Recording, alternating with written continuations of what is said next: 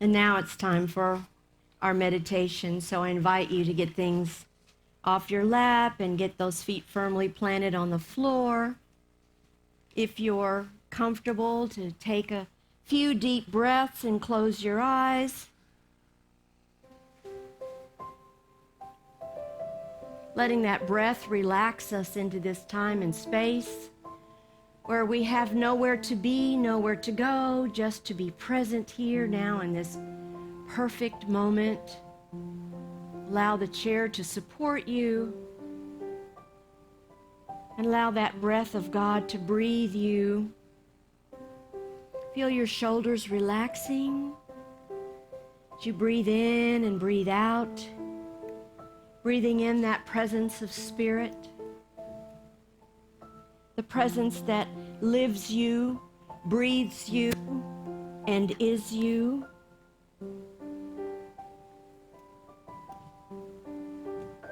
Let these words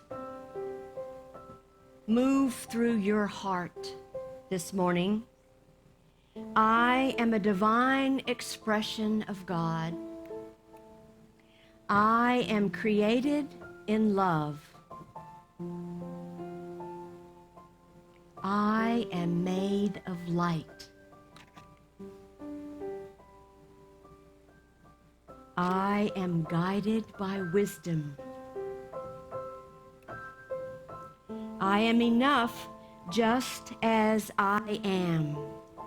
I invite you to feel those truths resonating through your body now as we move into a brief moment of silence.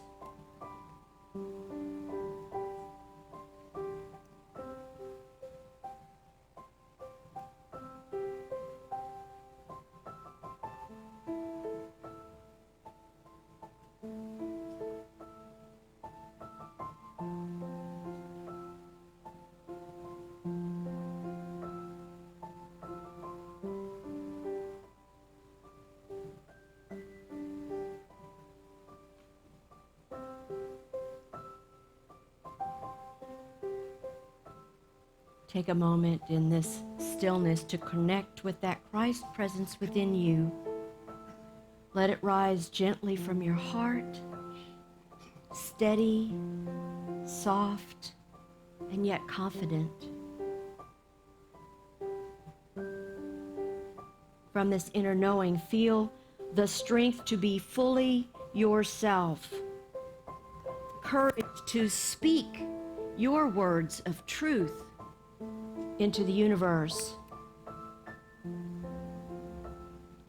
Feel the joy of what it feels like to show up in the world exactly as who you are and what you're meant to be. Breathe into that freedom and breathe into that power that you are. You are here on purpose. You are each here to shine your own light in your own perfect way. And you're here to live boldly and faithfully, full of strength. You feel that in your body? That grounded and centeredness that you are as these divine ones. Now take another deep breath in and let it go. Anything that no longer serves is released right here and right now.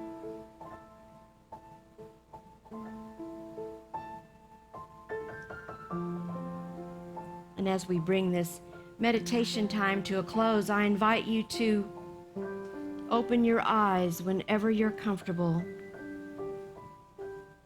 Become fully present to the here and now.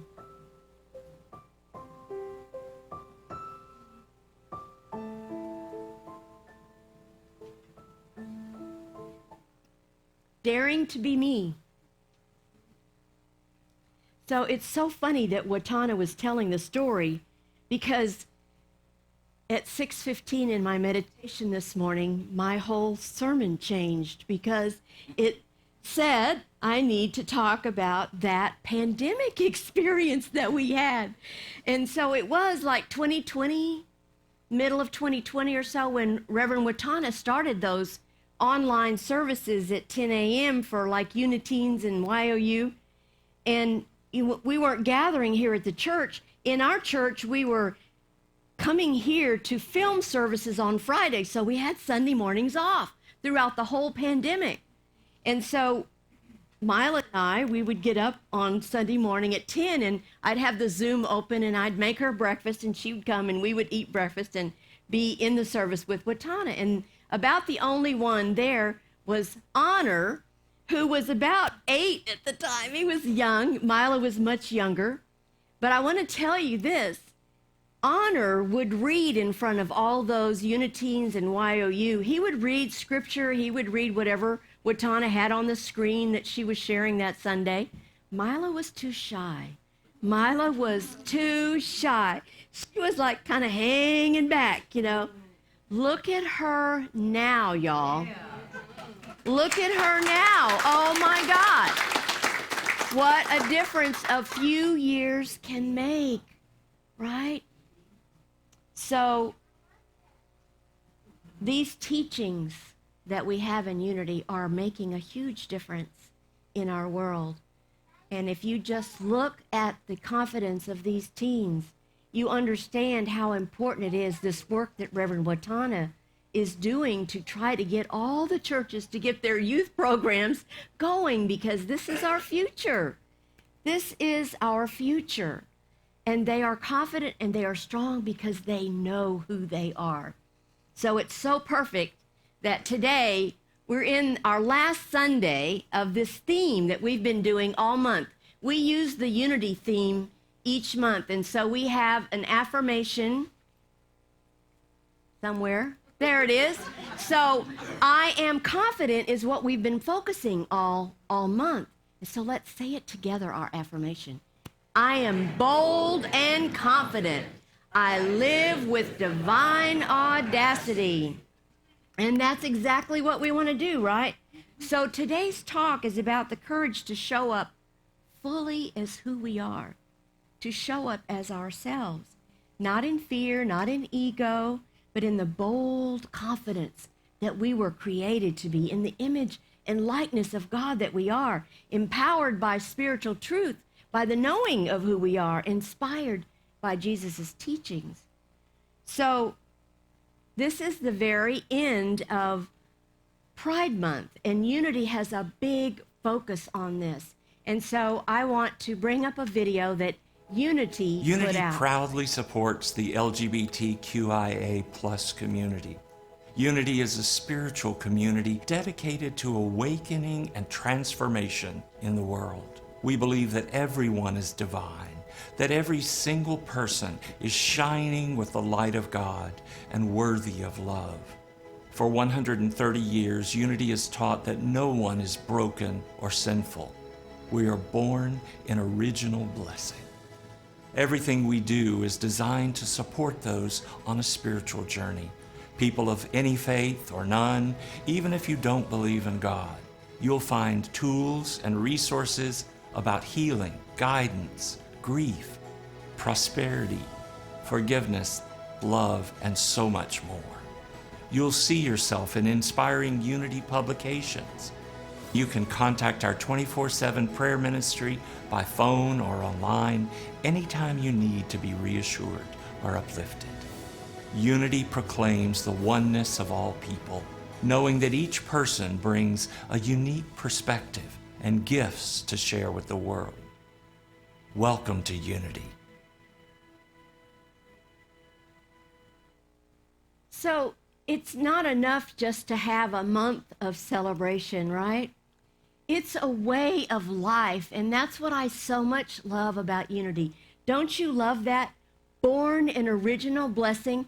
How many of you that's new to you? Because what you were raised in was born in original sin, right? And you think about a baby that's brand new born baby. How can you believe that baby needs to be saved, right? That baby is so magnificent. And so when we see everybody as a child of God, it changes us, doesn't it? And it changes how we treat other people. I love that the ceremony had Live the Golden Rule, because that's really what it's all about. We want to treat people the way we want to be treated. So I love that in Unity we teach that each of us is a unique, individualized expression of God. Each one of us is unique and came here to do only what we can do and no one else can do. So let's begin today with scripture. And this is one that you know very well, and you know we interpret it metaphysically. But these are Jesus's words. You are the light of the world. A city built on a hill cannot be hid. No one, after lighting a lamp, puts it under a bushel basket, but on the lampstand, and it gives light to all in the house. In the same way, let your light shine before others, so that they may see your good works and give glory to your Father in heaven. Right? That's what we're trying to live by. Jesus didn't say, you should try to become the light. Did you ever hear him say anything like that? Or maybe someday you'll be worthy to be the light. He didn't say that. He said, you are the light. He clearly said, you are the light of the world. And that truth alone calls us to live our lives with boldness and confidence. You know, I didn't, as a child growing up, I was so blessed and so fortunate in so many ways because I had both of my parents. I have both sets of grandparents that I grew up with all of my life. And I led basically this small little town in Texas, a very sheltered, protected life. I didn't face the challenges that a lot of people face, the prejudices, the hate, and the other things that people have to live through. But I did get a call. I did get a call, like all of these young people have had a call into leadership. I had a call when I was young that I was supposed to help people somehow. I knew that I was supposed to help people. So I became a geriatric social worker for 25 years, helping people with their parents, making decisions, and then I got the call to ministry. We are all called in some way to live our purpose, aren't we? Jesus modeled that. He lived so authentically, and that's what I want us to do. He stood against religious norms. He spoke truth to power. He healed on the Sabbath. He dined with the outcasts, and he honored women and children when society certainly did not. He dared to be himself, grounded in God, led by Spirit, and guided by love. And he invited us to follow in his footsteps, not just in behavior, but especially in consciousness, right? So he says in John 14:12, the one who believes in me will also do the works that I do, and in fact will do greater works than these. He did not want admirers, right? He wanted awakening. That's the same thing the Fillmores wanted when they started Unity. They didn't really want to start churches. They wanted people to get familiar with who they are, to develop their own relationship with the God of their being. He wanted us to realize what he had realized, that presence of the Christ within us is powerful. And when we choose to live from that, then we are confident. What's to worry about, really, when we know God in the midst of us is living in and through us? So I want to talk about that word confidence.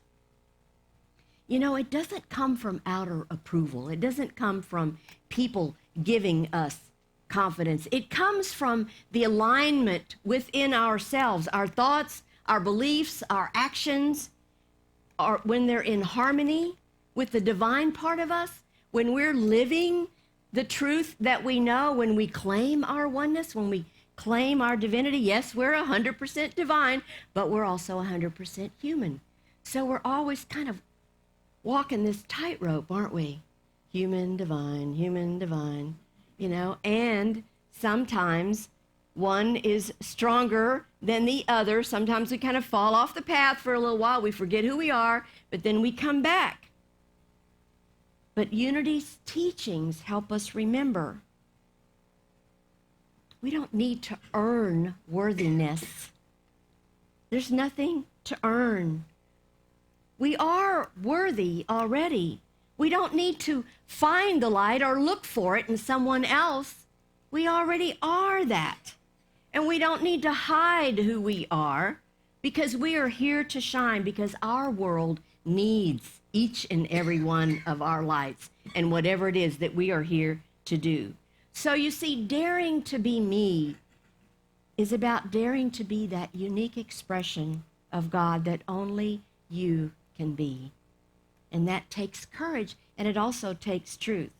I want you to raise your hand if, like me, you had a spiritual experience or a knowing when you were young that there was more to you than your physical body. Yes, there was something that said to you, there is more to this than this, right? A tap, a nudge, something. I think it was 8 or 9 when it happened to me. Well, a lot of people get tapped in a lot of different ways, but that was that Christ presence within us trying to tell us that we are here for a divine purpose. So I was sitting in the airport getting ready to catch a plane to Kansas City to go to convention a couple of weeks ago. And there was an article. I actually took the newspaper from my house out to the airport so I'd have something to do for those 2 hours while we're waiting for the flight. And I opened up this lifestyle section of the newspaper, and there it was. It said, a Sikh Captain America? A Sikh Captain America? Did you see it? The Sikh man in the Captain America costume? I was taken by that. And so Mr. Singh, and as he's in this costume, here's a young man say, Captain America doesn't have a beard. He certainly doesn't wear a turban, and he's white. And so Mr. Singh did not take offense to this because he understood, because he had lived through hate and prejudice and people not including him right after 9/11. Do you remember what it was like after September 11th? Some of you are too young to know what that was like. But we saw the people out of fear, going after people who didn't look like them. So he had experienced that himself, and he decided that his calling was to share the message of kindness and inclusion. And so he started capitalizing in comic books. So he realized there was no religious diversity in comic books. So he created the Sikh Captain America, a place where Sikh representation was literally non-existent before. So you see, religious diversity matters. And mainstream comics didn't have any diversity at all until now. So he still lives in New York, in Harlem area, and he still spreads his message, Mr. Sikh Captain America. This is what he said. This is what I underlined and carried that newspaper article to the village and back with me, because of this is what he said. When we know who we are, whether you believe in the religion or not, it fills you with joy, a purpose, and a sense of being. Isn't that magnificent? People need to belong. Belonging is one of the most basic human needs. We all want to find our tribe, our peeps, those ones who think like us, believe like us, who support us. That's why we come into community, because there is a need within us. We are basically hardwired for connection. And when we don't have that, we really feel like something is missing. We need to be part of community. It's so very important. One of my favorite authors, Brené Brown, in her book, Daring Greatly, says this: wholehearted living is about engaging in our lives from a place of worthiness. It means cultivating the courage, compassion, and connection to wake up in the morning and think, no matter what gets done and how much is left undone, I am enough. It's going to bed at night thinking, yes, I'm a little imperfect and vulnerable, and sometimes I also get afraid, but that doesn't change the truth that I am also brave and worthy of love and belonging. So I have this affirmation. I'm going to give it to you in chunks, and I would like you to say it after me. I dare to be the light I am. I dare to be the light I am. I live with confidence. I live with confidence. Grounded in truth. Grounded in truth. Guided by Spirit. Guided by Spirit. So today I invite you to ask yourself, where am I holding back who I really am? Where am I putting my light under a bushel basket, right? What would it look like if I let my light really shine brightly? What would that be like? How can I dare to be the Christ in me more fully and more joyfully, like my 2.5-year-old granddaughter, who has a lot of that? She'll be right back. The world doesn't need more copies, y'all. It needs more authentic souls that are rooted in spiritual truth. You don't need to be louder or flashier or more perfect. You just need to be you, led by Spirit and anchored in truth. So I have a slide I want to show you. I found this on Facebook and I swiped it. When I saw it, I knew I was going to have to use it today. God gave you a fingerprint that no one else has, so you can leave an imprint that no one else can. Isn't that beautiful? I love that. I love that so much. It's just such a beautiful heart, with all the colors of the rainbow in it. It was like, I couldn't have thought of anything to have more perfect today. I love that in unity we understand that we're all individualized expressions of God showing up just as we are here meant to be. So let's leave today not trying to become someone else's vision of who they think we should be, but to show up as who we really are. Boldly daring to be that Spirit who has called us to be.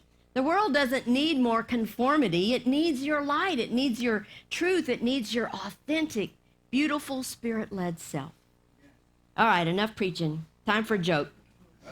Okay, so there's this teacher and getting ready for the school year, and he has injured his back, and he's in a full body cast, like this big, right? But he can still go to work. He can still move. He can still do what he needs to do.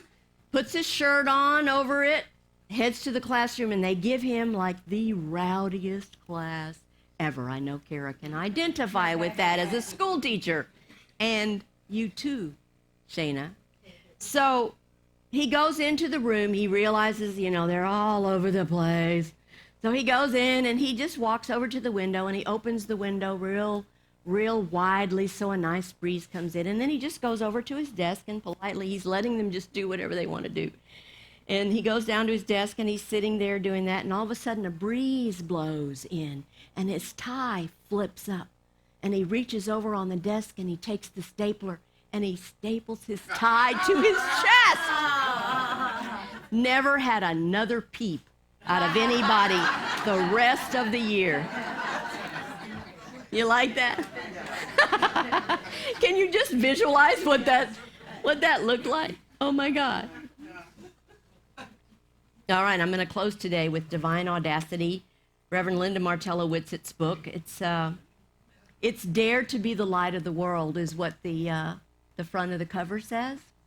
And she has this reading from the Gnostic Bible. It's the Gospel of Philip.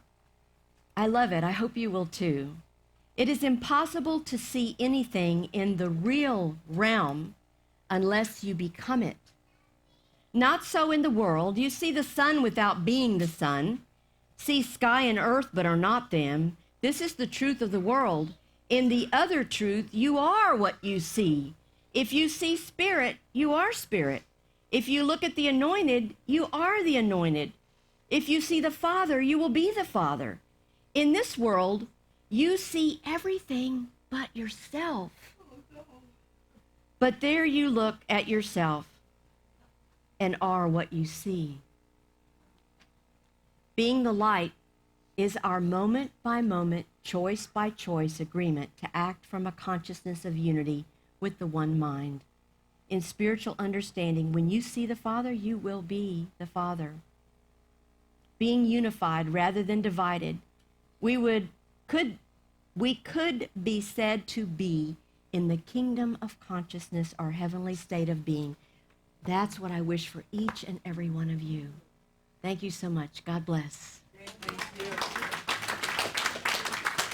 I have a handout. Tracy made about 20 copies. It's called An Affirmative Prayer for Confidence. And if you would like one, it's from the Keys to the Kingdom and is magnificent. If you would like one, please take one on your way out. Okay, so now is the time I'm going to invite the ushers up for our gifts. And we like to say this offering blessing together. Divine love through me blesses and multiplies all that I am, all that I have, all that I give, and all that I receive. Thank you, God, that this is so.